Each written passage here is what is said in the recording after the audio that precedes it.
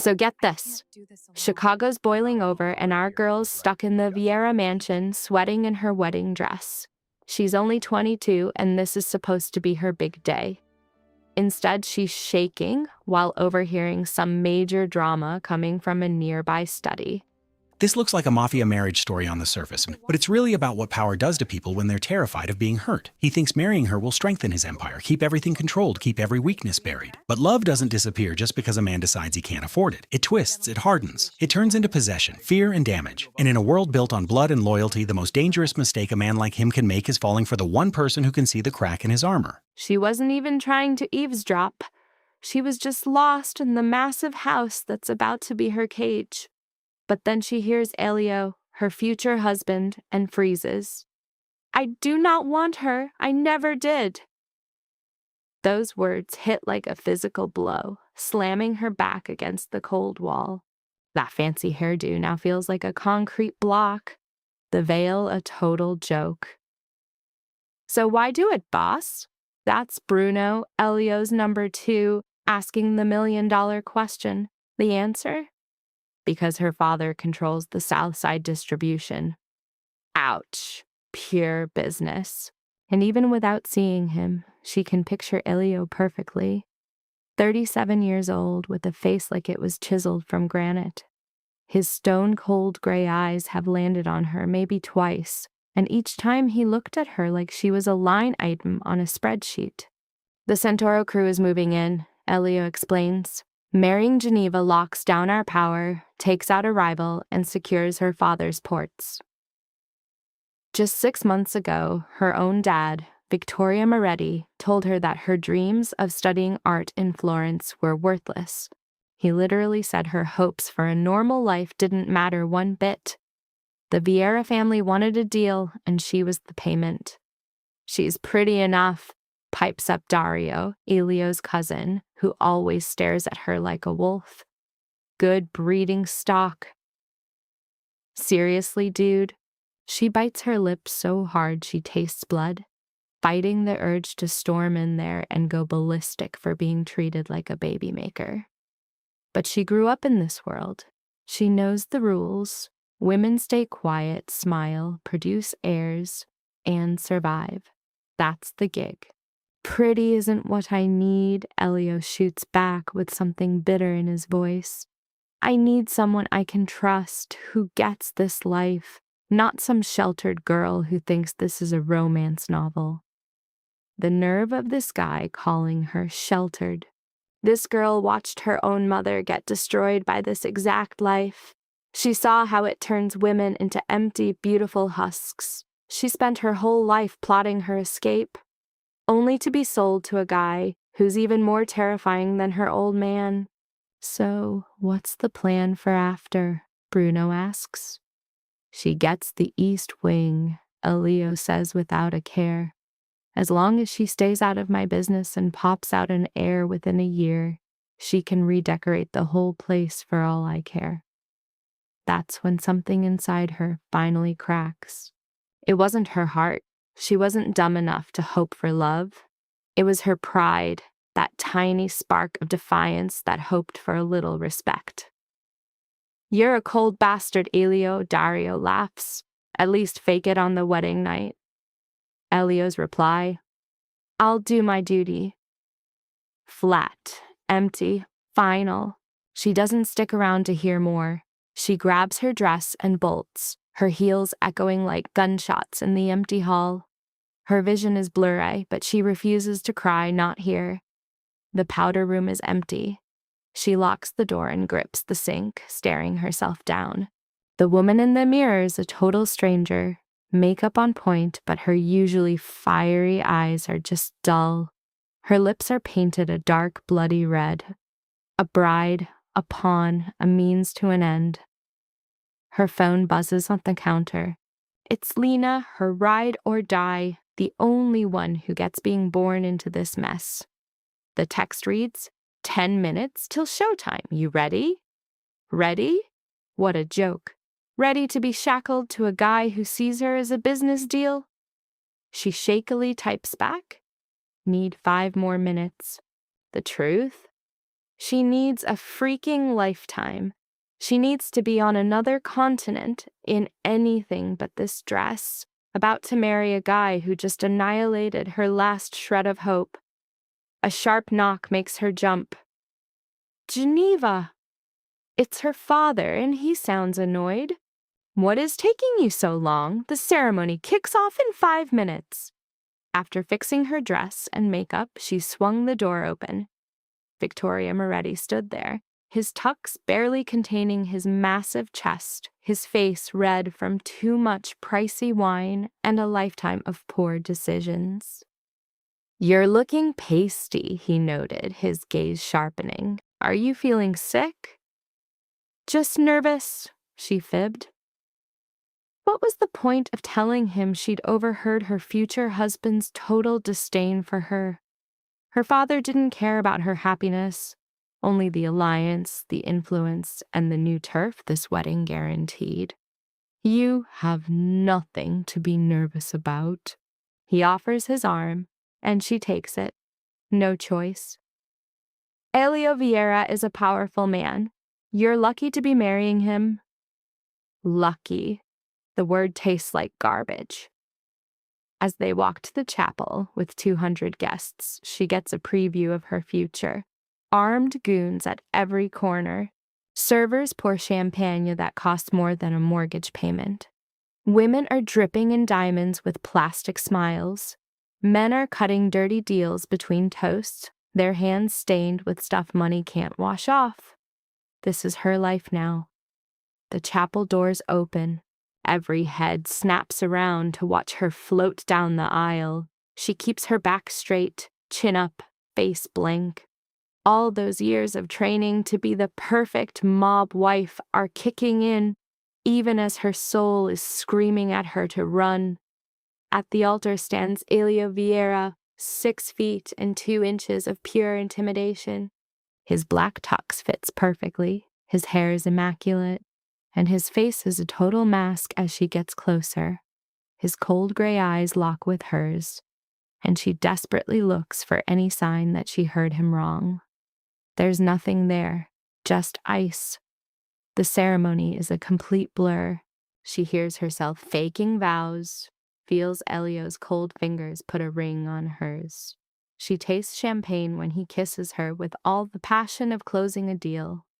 The guests clap. A toast is made. The band plays something cheerful. It's all a lie.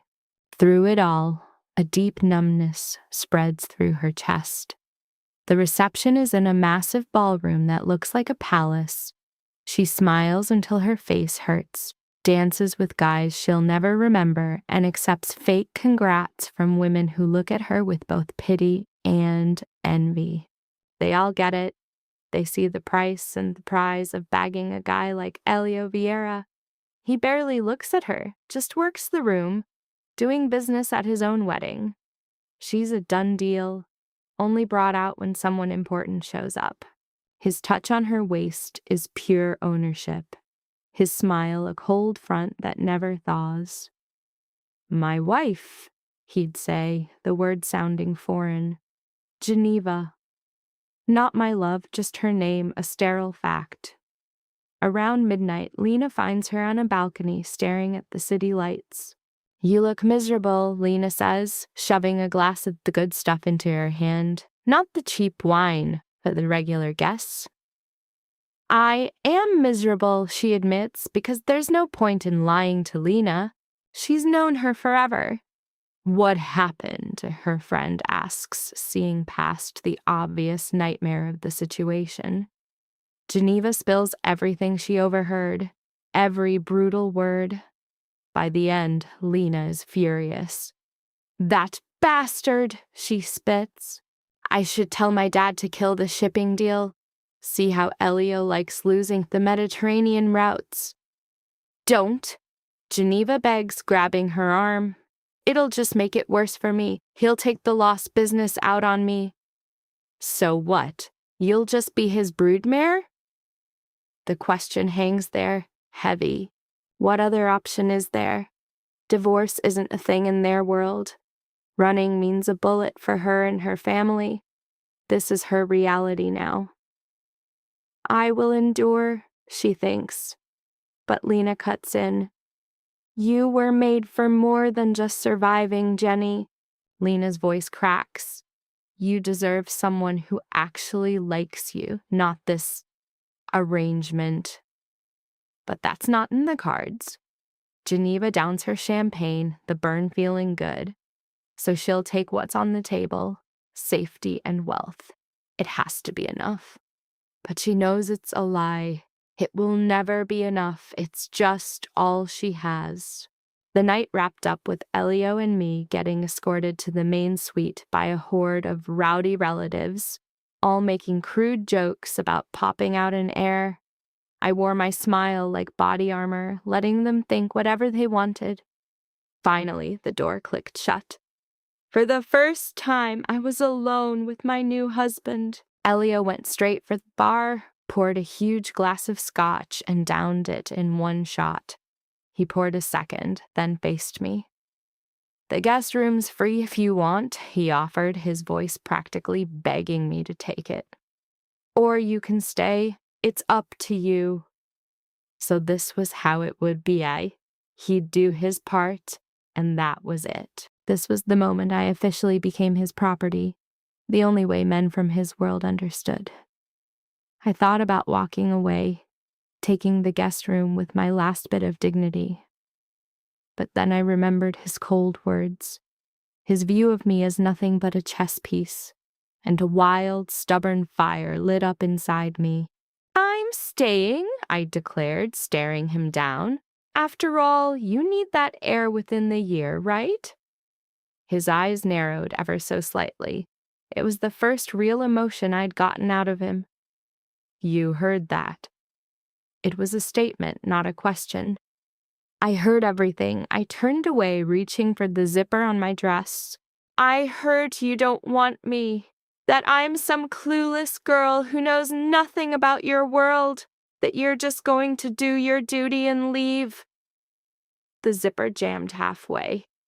As I struggled with it, a hot wave of anger and humiliation burned in my throat.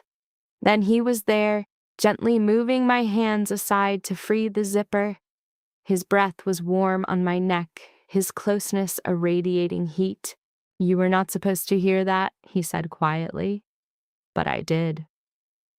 The instant the dress was loose, I stepped away, holding it against me. So, let's not kid ourselves. This is a business deal, a strategic move. I walked into the bathroom and locked the door, leaning against it as the tears finally broke free. After 3 months, Elio and I had become pros at being strangers with the same last name. He lived at the West Wing. I took the East.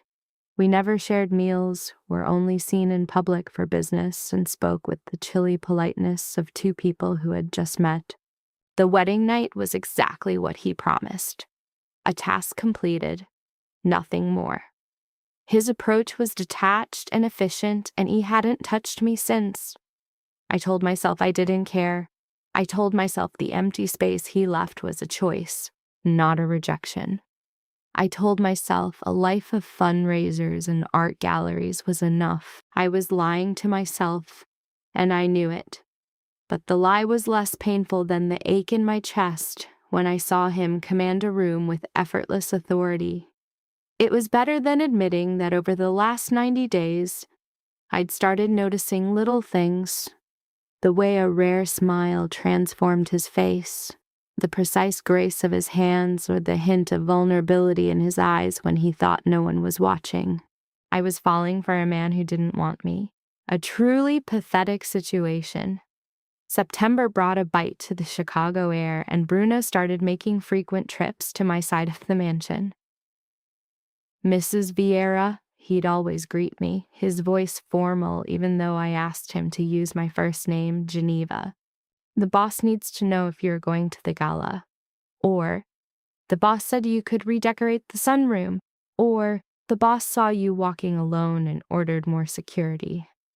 Always the boss, never Elio. It took me 2 solid weeks to finally get what was really happening. Elio was having me watched.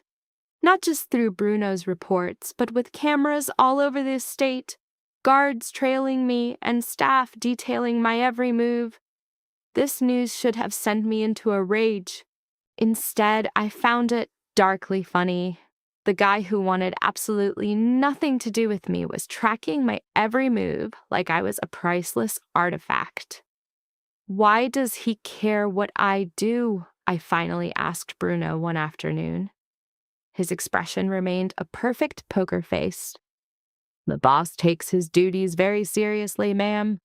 Is my safety his duty, or is it my availability? The sharp bitterness in my voice was obvious. In case he needs to produce the air he's so obsessed with. Something flickered in Bruno's gaze. Mrs. Vieira, if I may speak freely. I nodded, suddenly intrigued. The boss is not an easy man to figure out, Bruno said carefully, but he is not the man you think he is. Before I could demand an explanation, my phone buzzed with Lena's reminder about our lunch. The restaurant was on neutral turf, owned by a family with no allegiance to any major crew. Lena was already there when I arrived, her security detail posted at a table nearby, their eyes sweeping the room. You look exhausted, she said as I sat down. Not sleeping? Barely. My bed felt way too big and empty, despite how relieved I was supposed to be about Elio's distance. He's still keeping you at arm's length. I just nodded, hiding my face behind the menu. Complete silence unless his darling wife is needed for a photo op. Men are so dense, Lena grumbled, signaling a waiter. Especially in our world. They think having feelings is a weakness. It's not about feelings, I whispered. He simply doesn't want me. He made that perfectly clear before we even got married. After the waiter left our wine, Lena leaned in. Can I tell you what I heard from my father? I nodded, not sure I wanted to know. The Santoro family is making power plays, she said in a low voice. They're buying up officials, bribing cops, and consolidating power on the north side. My dad thinks they're getting ready for a major move. The Santoros were our rivals, the very reason Elio had married me in the first place. Their territory bordered ours, a tense standoff that had flared up for years but had never escalated into a full-blown war. What does that have to do with me? I asked, a knot of dread forming in my stomach. They know you're Elio's weak spot, Lena stated bluntly. The only thing he values more than his empire. Hurting you would be a direct attack on him. That's crazy. He doesn't care about me. Are you positive? Lena raised an eyebrow. My dad says Elio has been obsessed with your safety since day one. He tripled your security detail, installed new surveillance, and personally approves anyone who gets within 50 feet of you. My conversation with Bruno suddenly made a terrifying kind of sense. Your safety is his duty. He's just protecting an asset, I argued back. If something happened to his wife, it would make him look weak. Keep telling yourself that, Lena replied with a knowing glance. Maybe you should judge him by what he does, not what he says. We spent the rest of our lunch on safer topics, charity galas and Lena's latest battle with her dad over another arranged marriage. When we walked out, the afternoon sun cast a golden glow over the Chicago skyline. My driver, Marcus, was waiting by the car. As we pulled out into the street, I noticed a black SUV that hadn't been there a minute ago. Marcus, I said quietly, my pulse starting to race. Are we being followed? His eyes snapped to the rearview mirror, his jaw tightening. Yes, ma'am, hold on. He gunned the engine with expert control, weaving through the traffic. But the SUV stuck to our tail, mirroring every move we made. My phone was already in my hand when it rang. Elio's name lit up the screen. Where are you? He demanded, his voice sharp and strained. Leaving lunch. Marcus says we're being tailed. I know, we're tracking you. Don't hang up. There was a tone in his voice I had never heard before. Fear. Ilya, just stay on the phone, Geneva. Hearing him use my name, not a formal title, made my breath catch. Bruno is 2 minutes out with backup. Marcus knows what to do. Just then, the SUV floored it, pulling up right beside us. I saw a tinted window and the glint of something metal being raised. Marcus yanked the steering wheel hard, and we careened into a side street as gunfire exploded behind us. A scream tore out of me as the phone fell, and I gripped the seat while Marcus drove like a maniac. Mrs. Vieira, Elio's voice called out faintly from the floor. Ginevra. My hands were shaking as I snatched it up. I'm here. I'm okay. Where is he taking you? I don't know. I scanned the blurred streets, desperate for a landmark. We're going into the warehouse district. More shots fired, much closer this time. The rear windshield shattered, covering me in a shower of glass. I hit the deck, my heart pounding against my ribs. Hold on, ma'am, Marcus growled. Almost there. Almost where? The question died when I saw it, one of Elio's properties. It was a nondescript building, just like all the others. But I knew it was one of his safe houses. Massive gates swung open as we neared. Marcus slammed on the gas, clearing the entrance just as it started to close. Our pursuers crashed into the barrier, their chase ending with a crunch. Armed men suddenly appeared from every direction, swarming our car. And then Elio was there, yanking my door open. His normally tanned skin was ghostly white, his eyes wide with an expression I could only call sheer terror. Are you hurt? His hands were all over me, a frantic search for injuries that completely shattered his usual icy composure. They hit you? Geneva, talk to me. I'm fine. I managed to say, the window's gone, but I'm okay. Even though I was shaking so bad the words came out weak. He just yanked me out of the car and into his arms, squeezing all the air from my lungs. I could feel his heart pounding like crazy, matching my own. He was trembling. Thank God, he muttered into my hair. When I saw the tracker go off route. He didn't finish, but he didn't need to. I got it. For the first time ever, Elio Vieira was showing a crack in his armor.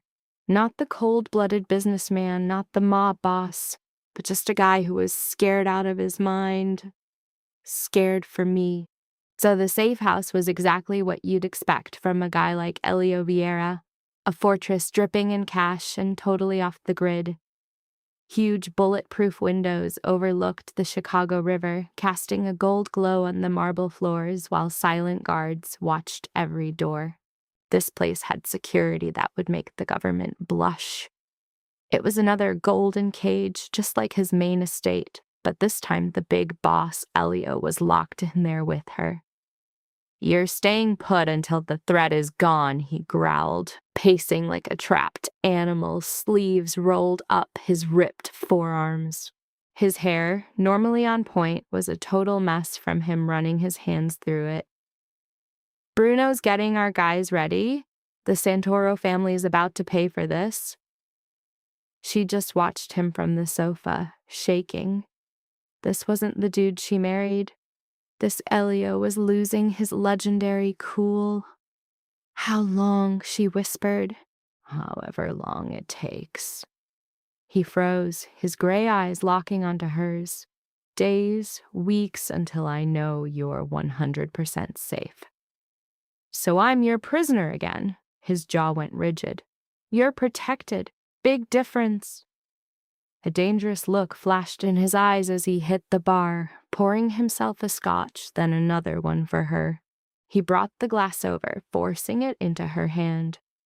Drink, he commanded. You can't stop shaking. And he was right. Her hands were trembling so bad the booze was sloshing everywhere. The adrenaline crash was hitting hard, leaving behind the sick feeling of almost dying. They were shooting at me, she mumbled, with real bullets. I know. Elio dropped down next to her, closer than he'd been since the wedding day, close enough to smell his cologne, to see the tick in his jaw. This is on me. She shot him a shocked look. Your fault? I should have seen this coming, he bit out, his hands balling into fists. The Santoros have been testing us for months. I knew they were getting reckless. I should have beefed up your security. Should have what? She shot back. Locked me up for good? The scotch burned in a good way. I'm not something you hone and guard, Elio. I'm a person. A person who almost died today because of me. His voice cracked. Because you're my wife. That one word just hung there, loaded with 3 months of him ignoring her. So why do you suddenly care? The question flew out of her mouth before she could stop it. You made it crystal clear you didn't want me, that I was just a pawn in your game. His head snapped toward her, total shock on his face. What? I heard you, she said, the scotch making her brave as months of hurt poured out. Wedding day. In the study with Bruno and Dario. You said you needed an ally you could trust, not some naive girl who thinks the Mafia is romantic. All the color drained from Elio's face. You heard that. Every last word. She held his gaze, refusing to back down, even though her eyes were burning. So, you can see why I'm a little confused by all this concern. You're just protecting your investment, aren't you? He shot up, turning his back to her, his shoulders stiff with tension. He stayed quiet for a long time, just watching the sunset over the river. You want to know why I really said those things? His voice was low, but you could hear the cracks in it. The real reason? Go on, enlighten me. He turned around, and the raw look on his face was a gut punch. It was pure, unfiltered pain. His usual stone-cold mask was gone. Because I was terrified, he said, just like that. The second your father brought you in to talk about the deal, I took one look at you and I was terrified. She just blinked, thinking she heard him wrong. Terrified of what? Of you. He stepped closer, his eyes glued to hers. Of how you made me feel. I spent 15 years building walls, making sure I didn't care about anyone. Caring is a weakness. And then you showed up with that stubborn look, seeing right through all my defenses. Her heart was pounding. Elio, I wanted you the second I saw you, he confessed, the words rushing out. And not just like that. Though, yeah, that too. I wanted to hear you laugh. I wanted to know what made you tick. I wanted things I had no business wanting from a strategic marriage. So, you decided to hurt me first, she accused, her tone sharper than she meant. To put me in my place. I decided to protect myself, he corrected, running a hand through his hair. And doing that, I hurt you. I wrecked us both. These last 3 months, Geneva, have been absolute hell. Living together, seeing you every day, and knowing I blew any chance we had before we even started. She put her glass down, her hand shaking, trying to process this madness. So, you're saying the cold shoulder was because you actually wanted me too much? I'm telling you I'm a coward, he said bluntly. I'm telling you I picked fear instead of being real, and today it almost got you killed. Then he dropped to his knees in front of her, and seeing this powerful dude so broken left her speechless.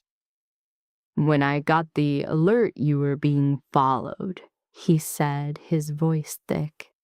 When I heard those shots over the phone, Everything snapped into place. I would burn this entire city down before I let anyone touch you. I'd wipe out every last Santoro, crush every rival, and destroy everything I've built if it meant you were safe. Elia, let me finish. His hands wrapped around hers, warm and strong. I don't want a strategic asset, Geneva. I don't want a trophy wife. I want you.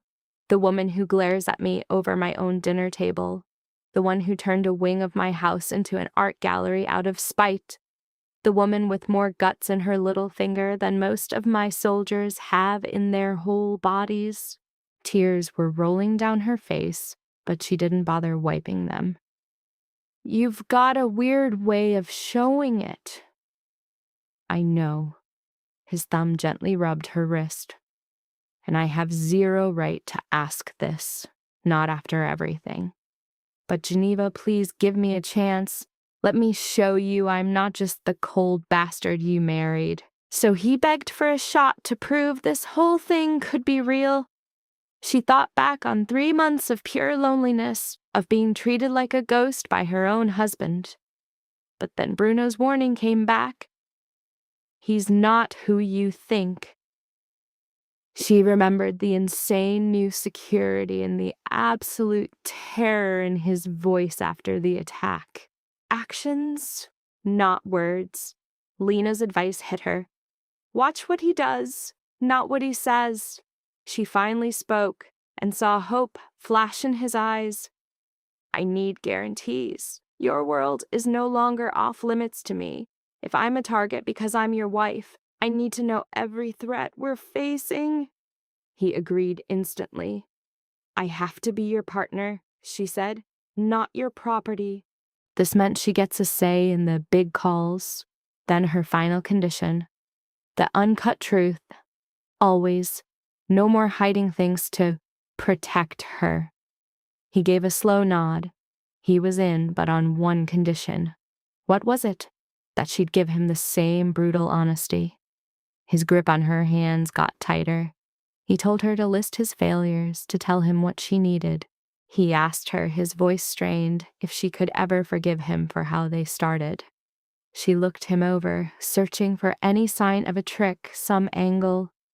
But there was nothing but raw vulnerability. This guy had just handed her all the power.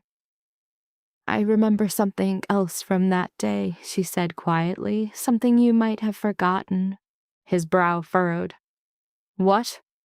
She brought up Dario's question, asking if he was just going to fake it on their wedding night. And his reply, that he would do his duty. That's it? Elio squeezed his eyes shut, pain twisting his mouth. Ginevra. But I figured something out. She raised a hand to his jaw. She felt the rough stubble against her skin. You were lying then, too. Not just to them, but to yourself. Because your touch that night wasn't cold. It wasn't just business. You were holding back so hard, fighting yourself, that it was almost painful to watch.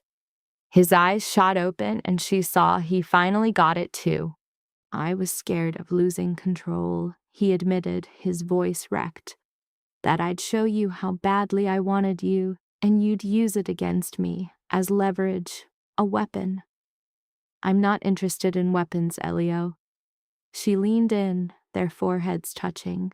I'm only interested in the truth. And the truth is, she confessed, for 3 months I've tried to hate you. I tried to tell myself that empty feeling was relief, not loneliness. I pretended I didn't see you watching me when you thought I wasn't looking. You saw that, he whispered. I saw everything. She pulled back just enough to meet his gaze. I saw that my favorite wine was always there, that my rooms were always the perfect temperature. I saw that you got the opera to give me a private box, even though you claimed to hate it. A tiny smile touched his lips. I do hate opera, but I got the tickets because you said you missed it, and seeing you happy made my own suffering easier to deal with, model. They were right up in each other's personal space. She could feel his breath, see the storm in his eyes. If we're really doing this, she breathed, making this marriage legit, then it's a one-way street. No more walls, no more distance. No more distance, he shot back. Starting right now. Then he kissed her, and it was nothing like their first disaster of a kiss. This was pure desperation and hunger, loaded with 3 months of suppressed want. He held her face like she was a priceless artifact, his lips moving on hers like he'd been starved of oxygen his whole life. She matched his energy, her fingers digging into his hair, pulling him in even closer. The covers were history, forgotten as he lifted her right off the seat, his arms like steel bands, refusing to let her go. When they finally surfaced for air, chests heaving, he pressed his forehead to hers. "I'm no good for you," he muttered, "but I'll spend my entire life trying to be." "Good," she said, and she absolutely meant it. "Because I'm not some easy woman to love, Elio Vieira." "Nah," he agreed, a real smile totally changing his face. "But I'm not a simple man either. We'll figure this out together. Together." That one word felt like a sacred oath. "So, what's the plan for the Santoros?" she asked. His whole vibe shifted. The cold-blooded Mafia Don was back online. "Now," he said, "we show them what happens when someone messes with what's mine. But first," he laced his fingers with hers. "First, I'm spending the night showing my wife exactly how badly I want her. How I've always wanted her." A tidal wave of heat hit her at his promise. "The whole night?" "The entire night," he promised. "And every night after that." The war with the Santoro family exploded and lasted for exactly 1 week.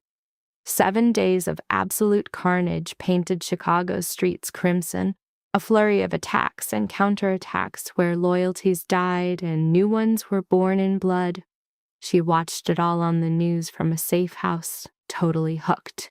Elio came back to her every night, sometimes splattered with blood, always drained, and she got to see a whole new side of her husband, the general who led with ironclad authority, the mastermind who was always 10 steps ahead, the man who'd burn the world down to protect what was his. And then he dropped the bomb. Dario was the rat. He told her on the 4th night, his voice dead flat with betrayal as she cleaned a gash on his hand. "For months, that's how they knew your route from the restaurant." She stopped cold, the cloth hovering over his skin. "Your cousin. My cousin." The words tasted like acid. "Bruno's taking care of it." She knew better than to ask what that meant. She was learning that some answers were a curse you didn't want. "So what happens with the Santoros?" she asked instead, getting back to his wound. What should have happened a long time ago. His free hand cupped her cheek. "I'm going to wipe them off the board. Permanently." The old her would have been horrified, but she'd heard the gunshots. She'd felt the ice-cold dread of being hunted. She'd seen what being nice gets you in this world. More chaos, more death, and more chances for your people to get hurt. "Do what you have to do," she said softly. "Just come back to me." His gaze softened. Always. And he did. Every single night, he'd sometimes wake her with gentle kisses. Other times, he'd find her wide awake, just waiting for him. They came together with a raw urgency fueled by danger and this crazy new truth between them. And in the quiet after, he'd hold her, his heart beating a steady rhythm against her ear, and tell her things he'd never told a soul. About the father who raised him with a steel fist and zero affection. He talked about his first kill at 17 and how it permanently rewired him. About the crushing loneliness of being the boss, surrounded by faces but trusting no one. "Until you," he'd whisper into her hair. I trust you, Genevra. In return, she told him her own secrets about a mother who gave up, choosing pills over her own daughter. She told him about her dreams of Florence, of wanting to see the masterpieces for real, about her fear of ending up as just another pretty, empty Mafia wife. You could never be empty, he'd say with conviction. You have way too much fire. On the 7th day, Bruno showed up at the safe house with news. It's finished, boss, he said, looking grim. Antonio Santoro and his 2 sons are gone. The rest of their crew is either in hiding or swearing loyalty to us now. She scanned Elio's face, looking for any sign of remorse. All she found was cold, hard victory. And Dario, he asked, also handled. Bruno's eyes flicked to her for a second. Should we? Geneva knows. Elio cut him off clean. She knows everything. A flash of respect crossed Bruno's rugged face. Well then, Mrs. Vieira, your husband just dismantled an entire crime family in less than a week. The other families are shook. The Vieira name is more powerful than ever. At what cost? She asked softly. 37 of their guys are dead, Bruno reported. 12 of ours wounded, 3 killed. It could have been a lot worse. 3 of their own families would be in mourning tonight. 3 women were now widows. A bunch of kids would grow up without a dad. The reality of it all just hit her like a ton of bricks. I want to meet them, she said out of nowhere. The families of our men who died. Both men just stared at her, totally blindsided. That's not really custom, Bruno said, choosing his words carefully. The boss just sends money and handles the arrangements. I wasn't asking about custom, she shot back. I said I want to see them. Elio just watched her, his face a mask. Why? Because 3 men died protecting me, protecting us. The absolute least I can do is look their families in the eye and thank them. It could get ugly, he argued. Some might blame you. They should blame me. She held his gaze without flinching. I was the target.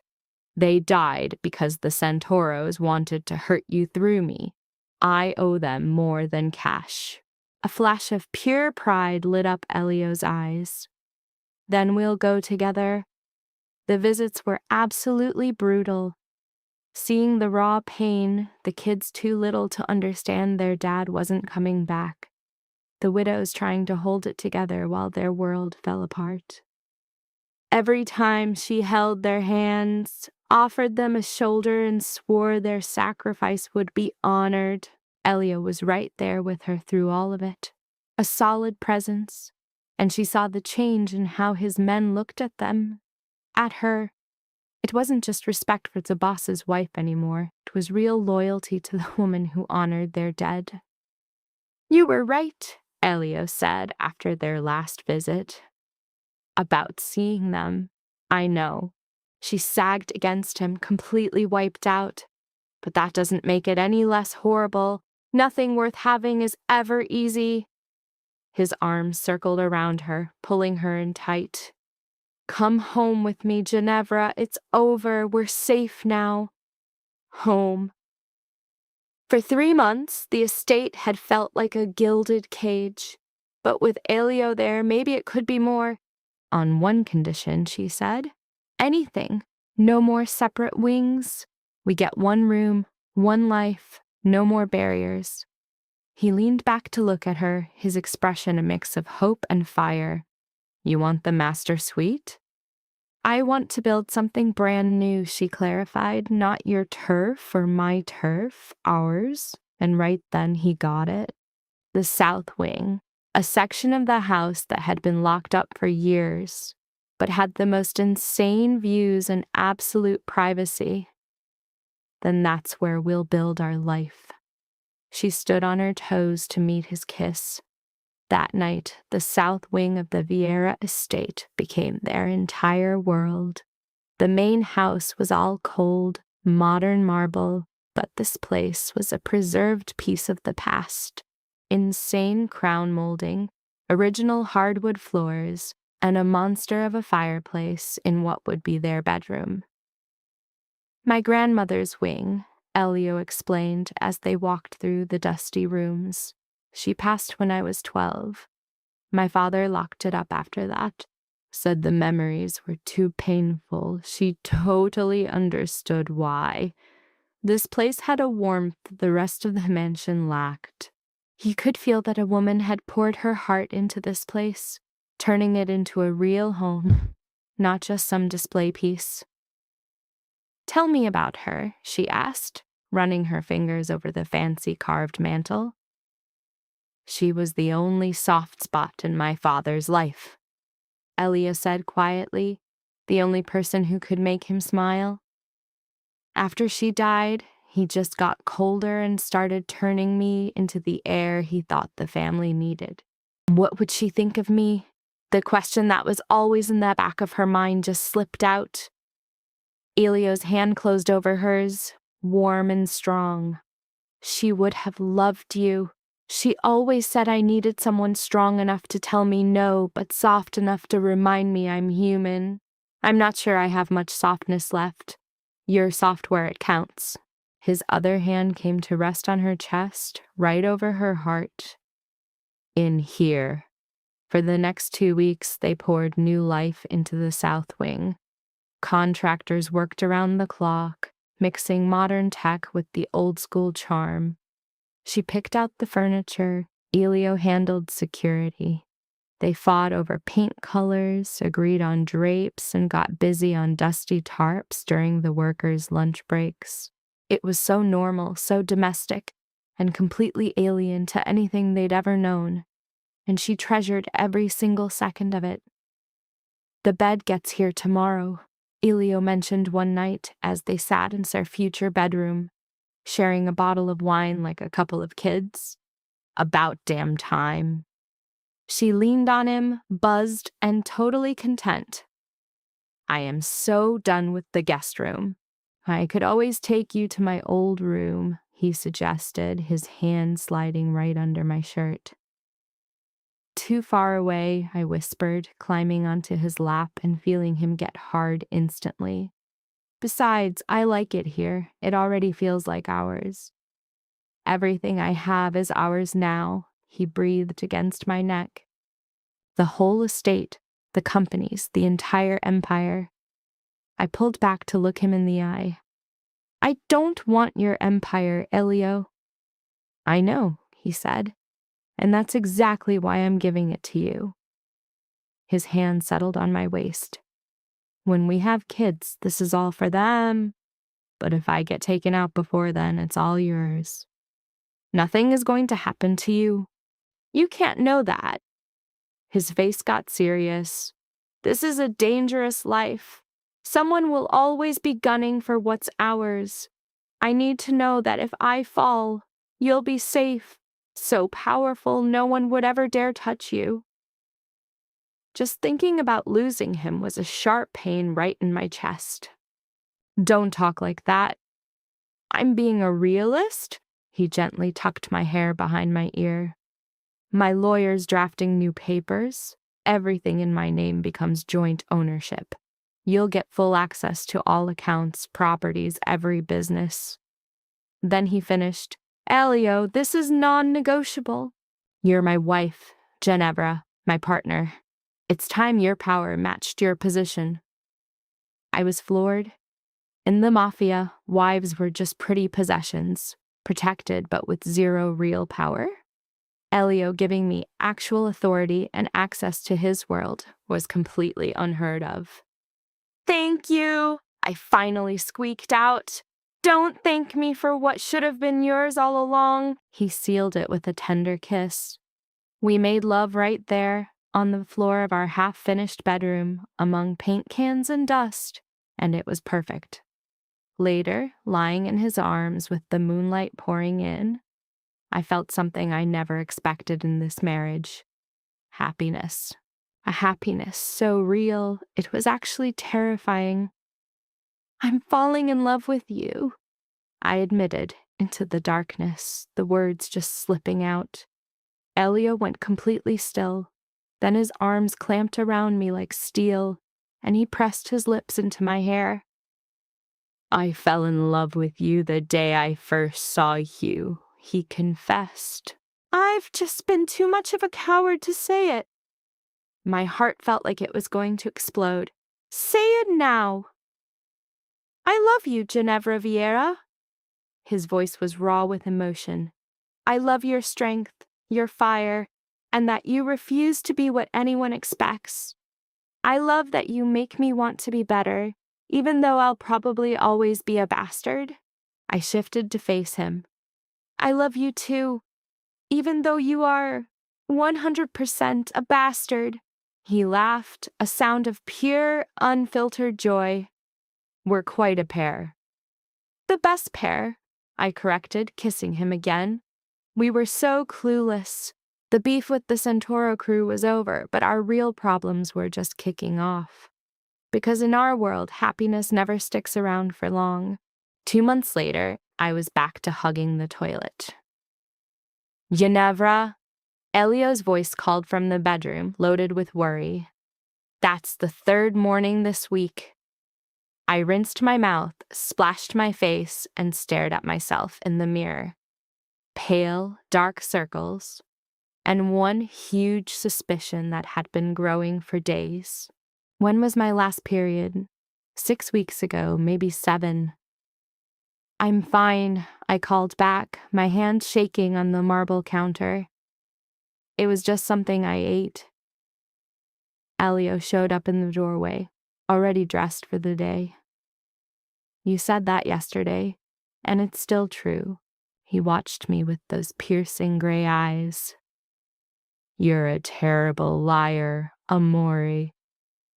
The pet name, which he'd started using so easily lately, made my chest tighten. We had been so happy just settling into our life. The South Wing was finally our own private world. We ate together, slept tangled up, and woke up to slow kisses. I wasn't about to let anything wreck that, especially not some maybe. I have a meeting with the charity board this afternoon, I said, trying to change the subject. The fundraiser next month is Ginevra. He walked over, tilting my chin up. What's wrong? And since I promised him honesty, I laid it out. I think I might be pregnant. The words just hung there, massive and heavy. Elio's face went totally blank. His whole body froze. He was silent for what felt like forever. And my hope just tanked. This was too much, too soon. We'd only been a real couple for 2 months. We were still just figuring us out. Pregnant, he finally echoed in a whisper. His hand went from my chin to my stomach. Our baby, I said, trying to be cautious. Maybe. I haven't taken a test. I could just be sick. Take one. His voice was rough. No. Elio, please. Ginevra, I need to know. A flash of vulnerability I almost never saw from him made me agree. Okay. Bruno was sent to grab a bunch of different pregnancy tests. He was back within an hour, poker-faced as he handed me the bag. I locked myself in the bathroom while Elio paced the bedroom like a caged animal. 3 tests, all different brands. I lined them up on the counter and suffered through the wait, my heart hammering. 3 tests, all with 3 positive results. I opened the door and found Elio frozen mid-stride. Our eyes met, and I gave him one slow nod. I'm pregnant. He was across the room in 2 seconds, lifting me up and spinning me around. His laugh was pure joy, so wild in a way I'd never heard from him before. We're having a baby, he said, setting me down like I was made of glass. Thank God, Ginevra, we're going to be parents. Relief washed over me at you're happy. Happy? He held my face, his eyes shiny with tears he wouldn't let fall. I'm terrified and ecstatic and totally unprepared. But yes, Amore, I am happy. We told no one. keeping the secret to ourselves for those first few weeks. Elio became ridiculously attentive, hovering if I even stood up too fast. Security was doubled, then tripled. A nutritionist he hired started critiquing my food. Dr. Caesar, the family doc, started making weekly house calls. "You're going to drive me insane," I told him one night, as he insisted I keep my feet up. "I'm keeping you safe," he shot back, "both of you." But the world outside our little bubble was starting to get shaky. Bruno found us 3 weeks after we knew, his face grim. "We have a problem," he said, putting a folder on Elio's desk. "Marcus Vitali is making moves." I knew that name. Vitali was the head of a wannabe family, always hungry for more power. He was at our wedding, all fake smiles and empty good wishes. "What kind of moves?" Elio asked, his arm tightening around me where I sat on his desk. "He's been meeting with the other families, hinting that you've gone soft." Bruno's eyes flicked to me with a look of apology. "That this marriage has made you weak." "Let me guess," Elio said dryly. "He's offering to step in and give Chicago the strong leadership it needs." "Basically," Bruno confirmed, sliding some photos over. "He's also been talking to your lower-level guys, offering them better deals and more turf." I saw faces I recognized in the pictures. "And has anyone taken his offer?" "Not yet." A shadow crossed Bruno's face. "But the guy's relentless, and he's digging up old drama, hitting up guys who think you've been swapping business for playing house." Even hearing it secondhand, the insult stung. I felt Elio's hand find mine and squeeze. "They're wrong," he said, his voice low. "Our operations have never been stronger. Profits are up. Our turf is solid. Alliances are tight." "I know that, boss, and you know it. But Vitali is a master of whispers and fake news." Bruno paused. "And there's more." "Spit it out." "He knows about the baby." A cold fear crept into my bones. "How?" "We're not sure yet. Could be a mole. Or he has a source in Dr. Caesar's office. But he's been spreading rumors about the Vieira bloodline, about how convenient it would be if you had an accident before the kid gets here." Elio's face turned to stone. "He threatened my wife and my child." "He's too slick for direct threats," Bruno clarified. But the message was crystal clear. The man she loved was gone, replaced by the ice-cold mob boss who owned this city. His face went blank, eyes hard as steel. He gives the order, his voice low and deadly. "Set a meeting, every family head. Tomorrow. And you tell Vitali his attendance is not optional." After Bruno splits, Elio pulls her into a hug, his tough guy act finally cracking for a second. He swears to her, "He will not touch you. No one is ever going to hurt you or our kid." She clings to him, thinking, "Elio, you have to play this smart. Vitali is baiting you, hoping you'll make a stupid move." When my family's on the line, there's no such thing as an overreaction. But I told him to play it smart. "Don't give the guy the satisfaction. Prove you're not weak, that this marriage didn't make you a target. Show them it made you a powerhouse." He just stared, looking totally floored. "How'd you get so damn sharp?" "I married a kingpin." I shot back. I had to learn his playbook. "So the family council gets called to one of Elio's penthouses downtown. Some neutral territory for this kind of thing. I wasn't even supposed to be there. The boys' club has a strict no girls allowed policy. But I wasn't having it. "If I'm the one making you look weak," I argued, "then they better see I'm not a liability, I'm an asset." Elio was totally torn, his instinct to protect me clashing with the cold logic of my point. "Fine," he finally caved. "You stay right by my side and let me deal with Vitali." "Of course," I purred, kissing him. I'm just here to look intimidating. His laugh was wound super tight. And in that dress, you'll be a whole lot more than intimidating. My outfit was a calculated strike. A sleek black number, classy but screaming money. My grandmother's rubies at my neck. Hair pulled back, flawless. I was the picture of a Mafia queen, untouchable and calm. The other bosses were already waiting when we made our entrance. 5 guys, different ages, but every single one of them was a predator, their eyes sizing us up the second we walked in. Marcus Vitali was younger than I expected, maybe mid-40s with some silver in his hair, a smooth, handsome face, a pricey suit, and a practiced smile. He stood up as we approached, offering his hand to Elio. "Vieira, good you called this. And Mrs. Vieira," his eyes scanned me with blatant appraisal. "You're absolutely glowing. Marriage agrees with you." "It sure does," I replied, my voice pure ice as I let my hand rest on my still hidden baby bump. The move was a power play, a public claim. I watched the flicker in Vitali's eyes, a quick calculation followed by dismissal. He wrote me off as a weakness, a simple distraction. The man was a complete fool.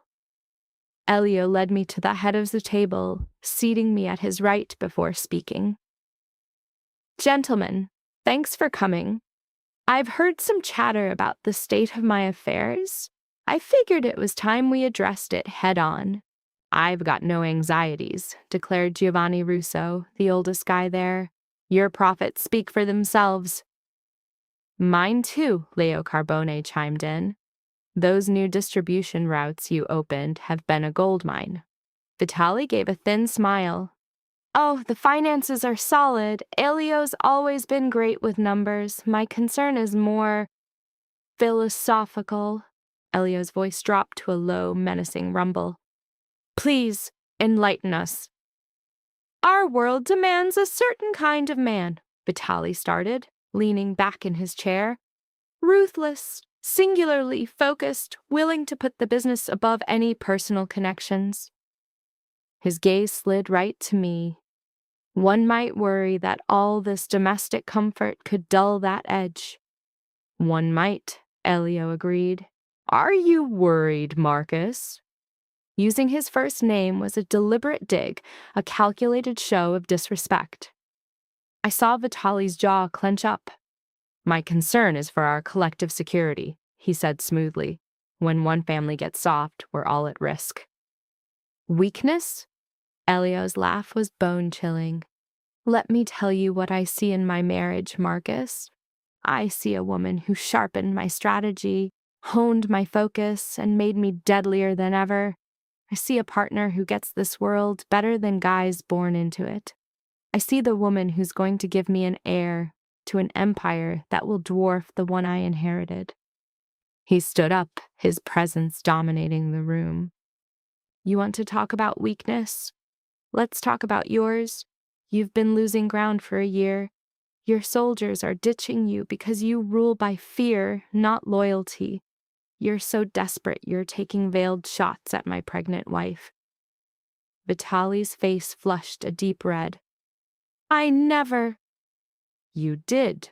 Elio's tone sliced right through his protest. "And every single person at this table knows it. The only question now is how I'm going to handle it." Absolute silence fell over the room, the tension so thick you could taste it.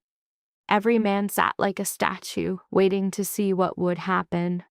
"You have 2 options, Marcus," Elio announced. "You can beg my wife's forgiveness, pledge loyalty to the Vieira family, and give up a fat slice of your territory to make up for it.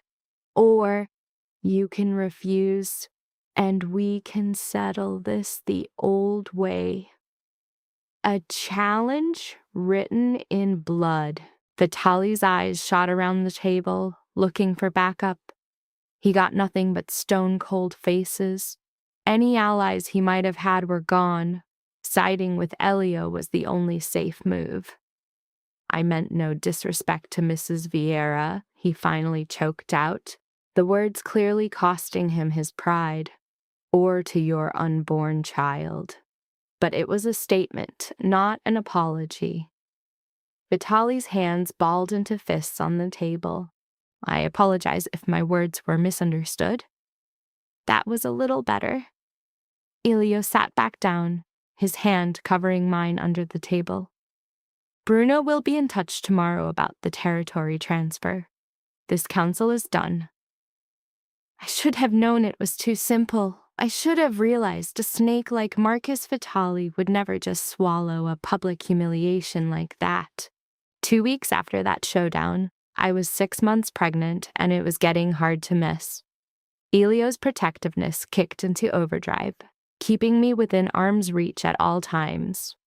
But I had a charity gala, an event I'd poured months into organizing, and I refused to let fear turn me into a hermit.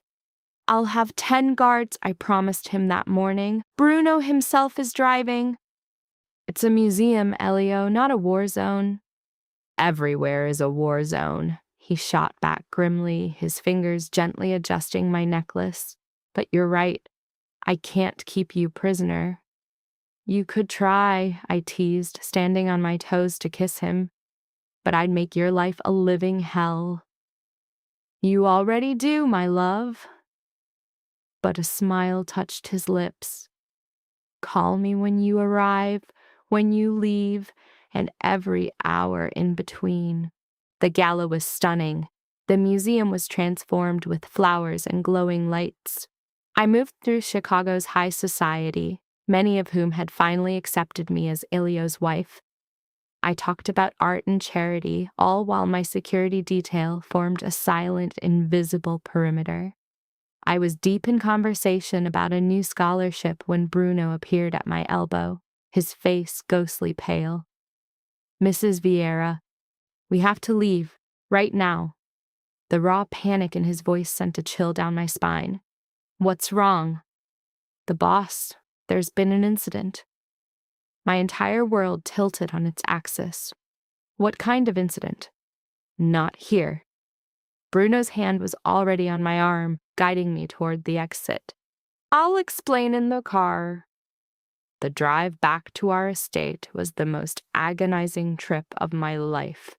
Bruno's report was clipped and professional, but his words painted a scene of pure horror. Vitali hadn't backed down. He'd been planning something much bigger, a play to take Elio out and seize the Vieira enterprise. He set up a fake meeting about the land deal, only to spring an ambush on Elio with a dozen gunmen. How bad is he? I whispered, my arms wrapped tight around my belly. He's alive, Bruno answered, which told me absolutely nothing. Dr. Caesar is with him. The house was a scene of controlled chaos. Guards were everywhere, and the staff moved around with pale, terrified faces. I rushed through the halls as fast as my pregnancy would let me, drawn by tense voices coming from our bedroom. Elio was on our bed, his shirt cut away as Dr. Caesar worked frantically over a wound in his shoulder. The amount of blood was horrifying, soaking the sheets and coating the doctor's hands. Elio! His name came out as a broken sob. His eyes fluttered open, locking onto mine. Jane, you should be at the gala. You shouldn't be shot, I retorted, scrambling to his side. My hands trembled as I took his, feeling the sticky warmth of his blood. What was it? Vitali. He spat the name like a curse. The coward had 12 men waiting. I only brought 4. And where is he now? I demanded, looking at Bruno. Vanished, Bruno said, his voice grim. But we're already hunting him. Dr. Caesar looked up. Mrs. Vieira, I need room to work. I'm not leaving his side. Geneva. Elio tried to sit up, but a wince cut him short. The baby is safe, I interrupted. But you are not. How bad is it, doctor? The bullet passed cleanly through, Dr. Caesar explained, turning back to his work. It missed the main arteries. He'll need rest, antibiotics, but he'll live. The relief that washed over me made my legs feel like jelly. Thank heavens. Not heavens, Elio corrected, his voice strained but steady. Bruno? He drove like a demon to get me here. Over the next few hours, we got the full story. Vitali's trap had been carefully set, but he'd underestimated Elio's will to live and Bruno's skill. They had fought their way out, but Elio caught a bullet in the process. Vitali was now a ghost, along with his entire inner circle. Every contact, every hideout, and every business front had been abandoned. He's in the wind, Bruno reported that evening as Elio slept, zoned out on painkillers. But there's nowhere to run. The word is out. Every family, every associate knows Marcus Vitali is a dead man walking. I kept watch by Elio's bed, holding his hand, listening to him breathe. The terror I'd felt seeing him so broken and bloody had cooled into something else, something much harder. I want to help find him, I said, my voice low. Bruno's stare was intense. Mrs. Vieira, I'm not going to stand by while that monster is out there plotting another attack. I stared him down cold. Elio's out of commission, so someone has to run the show. He tried to argue, saying I was 6 months pregnant. I shot back that I'm also the Don's wife, which puts me in charge. I walked over to the window and gave the order. Get the lieutenants here tomorrow morning. It was time these guys learned exactly who their boss married.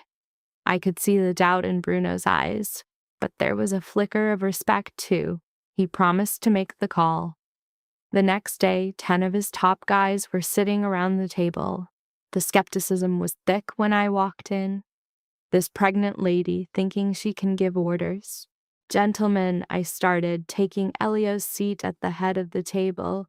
You all know my husband is recovering from a hit. Until he's back on his feet, I'm leading the charge against Marcus Vitali. Some guy, I think it was Tony, started with all due respect, Mrs. Vieira, this is men's work. This is the family's work. I cut him off. And I am this family. Now, Bruno, give me the intel on Vitali's location. For the next hour, I tore through every piece of information they had. His contacts, his money, his patterns. I kept firing questions, hunting for a weak spot. I could physically see their doubt turn into grudging respect. He has a sister, I realized out loud. Single, lives alone in Lincoln Park. Has he reached out? Bruno confirmed they had eyes on her place, but nothing. He wouldn't show up himself, I figured. It's way too risky. But he'd send a message through a courier, someone she'd trust. I turned to Tony. You grew up there. Who does she rely on? His eyes widened. Her priest, Father Donovan at St. Mary's. Get a team on that church, I ordered. Keep it discreet. If a message goes through, that priest will know. Bruno nodded, looking impressed. Solid play. And I was right. 2 days later, our guys saw Vitali's sister get a call at the church and then immediately leave with a suitcase. We followed her to a cabin 2 hours north of the city. And inside, we found Marcus Vitali hiding out like the rat he is.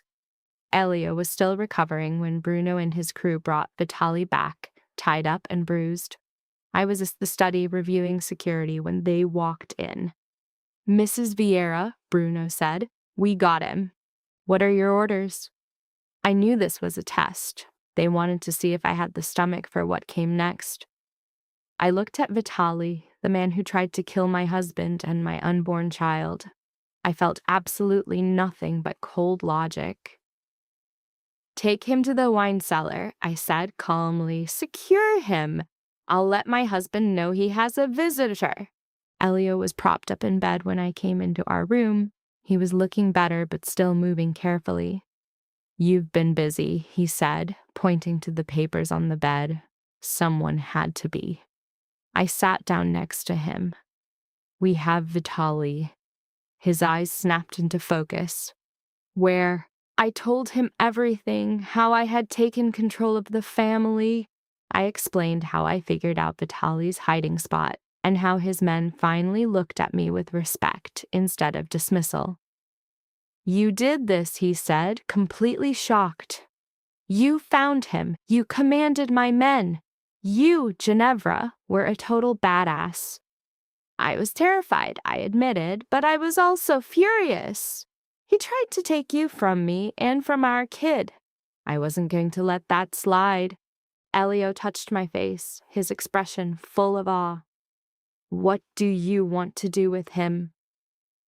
I realized the decision was mine. My husband was giving me the authority to decide Marcus Vitaly's fate.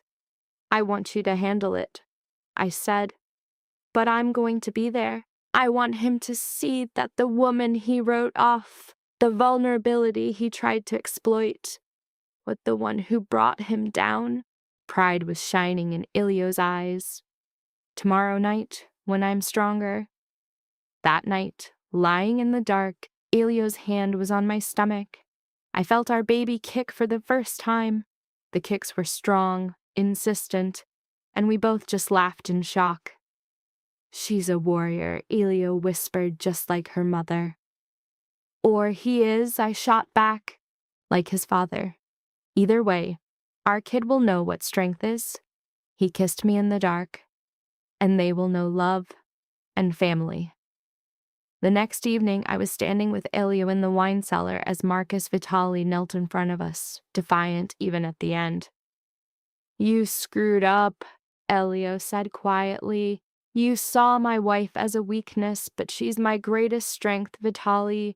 She's my reason to live, my reason to build instead of just destroy. She's just some woman, Vitaly spat out. No. I stepped forward, my hand over my belly. I'm the woman who hunted you down, the woman who led the soldiers you assumed would turn on me. The woman who is carrying the next generation of Vieira power. I looked at Elio. I've seen what I came to see. Do what you have to do. We left the cellar together, Elio's hand on my back, leaving Bruno to finish the job. I didn't need to watch it. I didn't need the gory details. I just needed to know that the threat was neutralized and my family was safe. 3 months later, I went into labor on a freezing December night. Elio was glued to my side, holding my hand, trying to coach my breathing, and looking more panicked than I'd ever seen him in a firefight. You're doing amazing, amore, he soothed, wiping my forehead. So strong, easy for you to say, I gasped. You're not the one doing it. The pain ate my words as I pushed, listening to Dr. Caesar's commands. Push, breathe, push again. And then finally a noise, a cry that was loud and angry and perfect. It's a girl, Dr. Caesar announced, laying our daughter on my chest. She was beautiful, with dark hair just like Elio's. And when she opened her eyes, I saw they were the same intense gray as her father's. 10 perfect fingers, 10 perfect toes, and a set of lungs that were obviously top tier from the noise she was making. Hello, my little one, I whispered, my own face soaked with tears. We've been waiting for you. Elio's touch was gentle on our daughter's head, his own eyes shining. She's flawless. You're both flawless. What should we name her? I asked, looking up at him. Elena, he said instantly. For my grandmother, the one who taught me that strength and kindness can exist in the same person. Elena Vieira, I murmured the name. I love it. Our daughter, as if she approved, quieted down and just looked at us with those serious gray eyes. She's already sizing us up, I said, a laugh mixed with my tears. Clever girl, Elio whispered, leaning in to kiss me, just like her mother. Later, with Elena sleeping in my arms and Ilio next to us on the bed, his arm around me, I thought about the insane path that led us to this moment. The disrespect I heard right before our wedding, the attack that forced us together, the truth about Ilio's fears and my own strength, the war with Vitali that tested us. And now this, our daughter, living proof of everything we had built together. "Do you remember what you said on our wedding day?" I asked him softly. "That you didn't want me, that I was just a strategic alliance?" Elio's arm tightened around me, my biggest lie and my biggest regret. Mine too, I admitted. Because I believed you. I thought I was just an obligation, that I had no real value. And now, his voice was quiet. I looked from our sleeping baby up to my husband. "Now I see the truth. You didn't push me away because you didn't want me. You pushed me away because you wanted me way too much, because I terrified you." "You still do," he confessed. "This power you have over me, the things I would do to keep you safe, it's scary." "Good." I kissed him because you scare me too. This life, this love, this family we made is more than I ever dared to imagine. Elena stirred, and we both looked down at her, totally in awe. "She rescued us, you know," Ilio said in a low voice. "Or maybe you did, by carrying her, by giving me a reason to be a better man." "We rescued each other," I corrected him. "That's what a family is for."